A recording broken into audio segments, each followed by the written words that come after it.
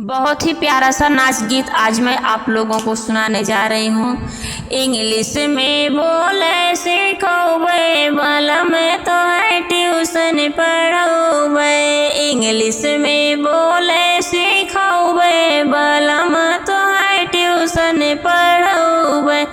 सास खुश हुई है ससुर खुश हुई है, सास खुश हुई है ससुर खुश हुई है। जेठनी हमार जरी जई है वाला तो है ट्यूशन पढ़ोगे। इंग्लिश में बोले सीखोगे वाला तो है ट्यूशन पढ़ोगे।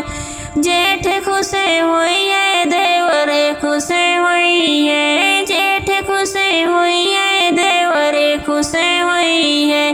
देवरन देखी जरी जई है वाला तो है ट्यूशन पढ़ोगे। इंग्लिश में बोले सीखोगे वाला तो है ट्यूशन पढ़ोगे। ननद खुश हुई है ननदोए खुश हुई है, ननद खुश हुई है ननदोए खुश हुई है। पड़ोसिनी हमार जरी जई है वाला तो है ट्यूशन पढ़ोगे। इंग्लिश में बोले सीखोगे वाला तो है ट्यूशन पढ़ोगे।